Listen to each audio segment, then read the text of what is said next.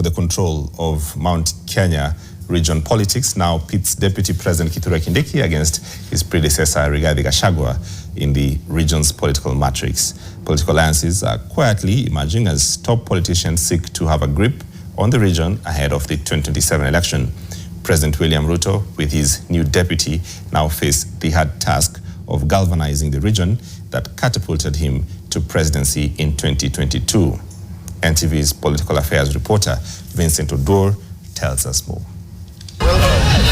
The impeachment of the second deputy president Rigathi Gachagua and the assumption of office by Professor Kindiki has made Mount Kenya region erupt into political activities.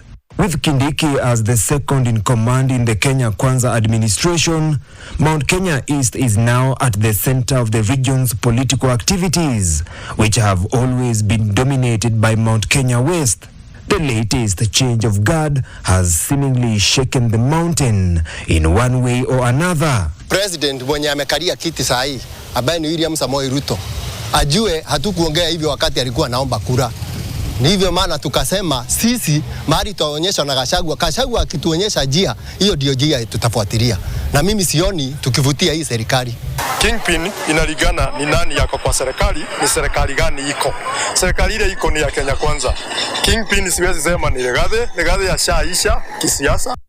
President William Ruto's move to have Gachagua replaced by a person from the same region signified his intention to try and contain the overwhelming support he had from the region in the 2022 election. However, governance expert Professor Gitile Naituli argues the mountain is now slippery for Ruto. The mountain left William Ruto a long time ago. In fact, that's why Gachagua was impeached. Gachagua was impeached because the president has intelligence that the mountain is not there. The mountain is not there because the promises that UNDA made, or the president made, to the people of Kenya, not just to the mountain, because the mountain is tied to the country. Most of those, they don't see them as having been fulfilled. Gachagua was within the government without the Mount Kenya people with him. And that's why it was so easy to remove him. On his part, political analyst Professor Macharia Munene argues that the William Ruto Kindiki ticket will not rescue Ruto from losing the mountain. It is a non-starter in the first place, mainly because Ruto had lost the mountain long before the Gachagua issue became an issue, because of the perception that his policies are anti-people and the kind of bulldozing things that don't make sense. And so people gave up on him long before. So having Kindiki on the ticket or anybody else will not help, because it is no longer a question of personalities.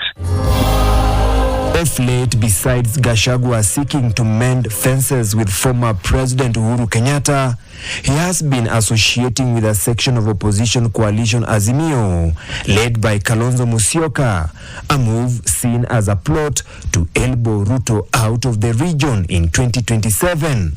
That alliance will strengthen Azimio, because I can tell you this, right now, Gachagua has a voice within the mountain, which he didn't have until he was impeached. And so he has a lot of sympathy votes around. That does not mean that they will translate into votes for Kalonzo or whoever, because it depends on why they are very angry. Then they are not very angry because Gachagua is not there. They are angry because of the policies.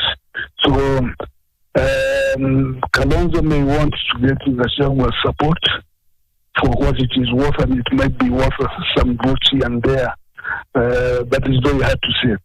Right now, the mountain has yet to decide which way to go. Uhuru was another person who was not popular in Mount Kenya, okay? He was completely unpopular. But now, because of the way we were talking before the election, Uhuru now is listened.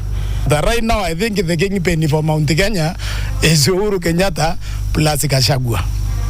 So whatever signed Uhuru Kenyatta decided to support. That design will have people of Mount Kenya fully behind it. Uhuru has a slight edge, and it looks as if Uhuru and Ruto might gravitate towards each other in order to salvage something here and there. It does appear as if there is that attraction between Uhuru and Ruto in different ways. How that will play in the 2027 is another matter, mainly because